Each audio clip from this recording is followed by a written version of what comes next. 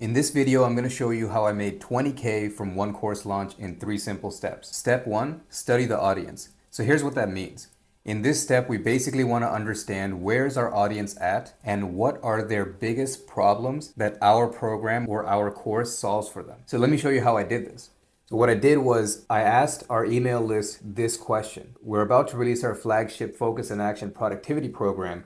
What are your top 2 questions that we absolutely need to cover to make this program amazing for you? So the purpose of this was to get people engaged and actively involved in the process and to obviously tell us what are their, burning questions. What are the top 2 things that we absolutely must solve for them? Now, all the relevant questions and responses that we received from our people, I put them in this spreadsheet here. So let me show you. So here's the spreadsheet. Now you'll see that I have this highlighted green. I'll get to that in a minute. Question number 1 and question number 2. So most people just responded with to the email. Just hit reply. So I manually collected this data. But anyway, so if you could see, okay, so here's another yellow one. I actually forgot that I highlighted this yellow. So anyways, this is all the raw data. And I took a bit of notes on like what category are they talking about, right? So if we go from raw data to the questions, now I listed out all the questions and I also added categories because I wanted to know under the domain of productivity, what exactly are they talking about? Because productivity is such a massive topic, right? So if you think of categories, like there's consistency, there's focus, distraction, getting shit done, procrastination, prioritization. Like you get the idea. Like your niche or your subject has subtopics, and usually one of those subtopics is the one that is troubling people the most at that point in time. So that's pretty much what we're trying to understand here. So anyways, going over this spreadsheet again. So I listed out all the questions, and from there, it's just questions in order. Just basically, I was trying to condense it. I was trying to go from raw data to questions in order of like what I thought was the most important and trying to combine the similar questions as well, right? And late questions is just when somebody emailed us after the fact. What we did was one of the things we offered in this email was, hey, what are the top 2 questions you have? And we will be releasing small video snippets or small video clips answering each question. So it wasn't just us asking people, hey, tell me this. It was like bi-directional in that way, right? Like we were able to tell them like this is how this is going to help you. In addition to these questions, I also did customer development calls to understand our target market and our target audience. So customer development call, all it really is talking to like 5 to 10 people who are most likely the type of person that will buy your course. So it's just a fancy marketing term, I guess. Customer development. Sounds cool, right? But that's all it really is. And all of this, the stuff that I'm showing you is just understanding our audience. There's a great quote by Stephen Covey: seek first to understand, then to be understood. So that's all I'm doing here. I'm seeking first to understand our audience. So anyways, from these questions and my customer development calls, the core of the problem that people were struggling with, from what I could tell, was self-sabotage. Now, that's the thing that I highlighted in green back here. And I think it was like probably this comment, this question that was bouncing around in my head and I couldn't get it out of my head at the time. It was, why do I keep sabotaging myself and limiting my own success? Right? There's so much in there. There's so much implied in that one question. It's like, I know I'm capable. I know how to do it. I have all the reasons to do it. I'm motivated. Basically, there's nothing else in my way of succeeding except for me. Now, assuming that level of extreme ownership and responsibility, I'm proud of this person for doing that. But then the pain of it all is like, why do I sabotage my own success? Like, can you see how hurtful that is? And when I started looking at all the questions from that lens, I realized that in some way, shape, or form, everyone is kind of asking the same question. Like, hey, I have all this stuff to do, I don't get to it. Or I don't know how to prioritize. I keep procrastinating. I can't focus on the things I need to be focusing on. I keep checking my phone, right? That's also a form of self-sabotaging behavior. So anyways, all that to say that the main problem that I identified was self-sabotage. And yeah, there was this feeling of I know what to do, I know how to do it, I just don't know why I can't get myself to do it. So this was the basis of what came as the product launch sequence or the course launch sequence. And the core essence or theme of this launch was overcome self-sabotage. So that takes us to step number two.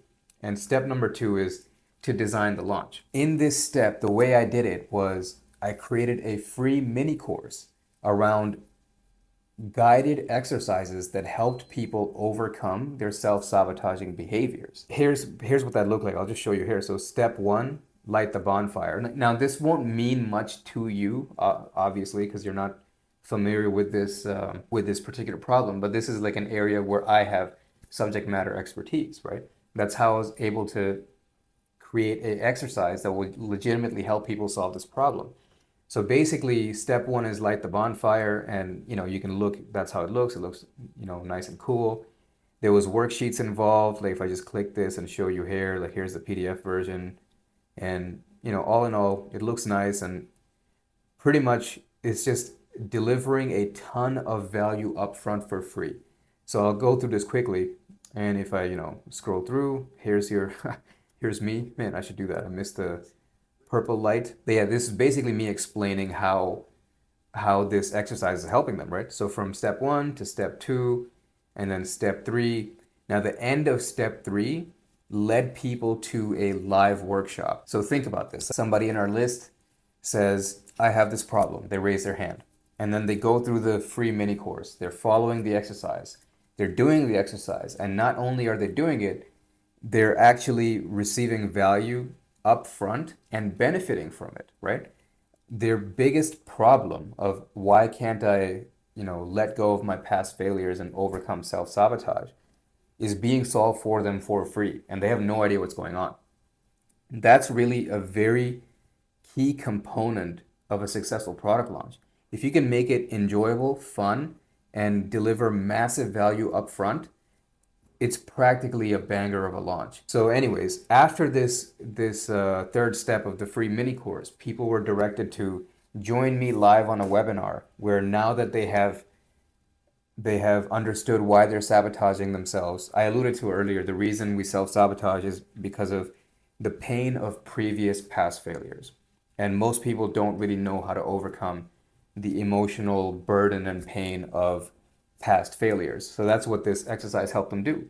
And once they let go of that pain, they were excited again, and they're like, "Oh my God, I can, they're excited to go and achieve something again." And that's when I directed them to the live workshop where I said, on this live workshop, I will teach you how to do your goal setting for quarter one of the next year. And just full disclosure, like that's what I helped people do. I helped people set goals and achieve them. So I already had this rapport with my audience, and they knew that I am the goal setting guy. And but what they didn't know is that to be able to go after the goal over and over again, managing the emotional side of the pain of not hitting goals and the fear of failure and all that stuff is also part of it. So that's basically why this worked so well as a step two of the course launch. So anyways, now from there, step three, as I already mentioned, was the live goal setting workshop. So in the live goal setting workshop, like here's it was called Become a Strong Finisher. The concept is everybody is a strong starter, or almost most people are strong starters but weak finishers. Like I'm sure you know tons of people who start something and 3 days later their motivation fizzles out and oh, what happened to the goal you were chasing? Oh yeah, I don't know. That's basically how most people go, right? So that's what it means to be a strong finisher. You actually drag the task to completion. And that was what the essence of this workshop was. As you can see, it was an hour and a half long. So the first hour was just me showing people, basically going through but the content of the workshop and guiding them with me. They had access to this worksheet. We did it live. I think there was like 60 people live. And we did this live. People were doing their goal setting with me and asking me questions in the chat as we were going along.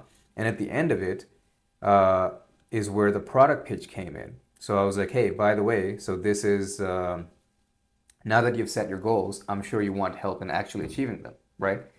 And they're like, yeah, of course. I'm like, well, as luck would have it, we are launching our product, our flagship productivity product called Focus and Action. That's exactly what I told them, right? Practically word for word. And there were some bonuses in there and whatnot. If we look at this, it was sold at three different tiers. So at $300, $1,800, and $2,500. So a combination of these three resulted in that 20K launch that I was talking to you about. And this is how everything came up. Like we started by understanding what is the core problem you're struggling with? Self-sabotage. Okay, let's solve that for free in the course launch. We solved it for free. And at the end of it, join me for the next logical step. So once you're done, once you've overcome your past failures, now you want to set a new goal. Cool. I'll show you how to do that live. Boom. Okay, now that I showed you how to do that live, I'll hold you accountable to it and help you actually accomplish it. But for that part, I'm going to charge you. So if you look at it from a Pareto principle sort of way, the 80-20 sort of way, 80% of this was just me giving value for free, just over delivering as much as I possibly could. And then at the end, the 20% of it was me saying, hey, if you want me to help you personally, take take your goals to the end of the line. Here's how you can get my help. And this is how much it costs. And that was it. And another thing that was done here, I'll talk about this in a different video, how to actually set bonuses. But there were some crazy bonuses included in this and some guarantees as well. I'll teach you guarantees at some point later as well, because there is a way to have a guarantee. It's not just 30-day money back. Everybody says that. But anyways, yeah, so that's how the course launch went. And this is what led to that 20K. Now, one thing that I do want to point out is that we had zero advertising costs to make this happen. Now, my launches are purely from, the three steps of study the audience, identify their biggest problem, and solve it for free. And step 4 is, if you want my help to take this further, here's how you can get it. That's the essence of any product launch. The main thing I want to point out to you is like, this might seem like you need a massive following to make this happen. You really don't. The size of our email list at the time was around 3,500 people. Now, immediately I know what you're thinking. Like, hey, that's quite a bit of people and you have access to such a sizable list. Like, what the hell, Abby? I don't have access to that. While it's true, most of our audience was actually not paying attention to us at all. If anything, I think we were doing a pretty bad job at keeping our audience engaged.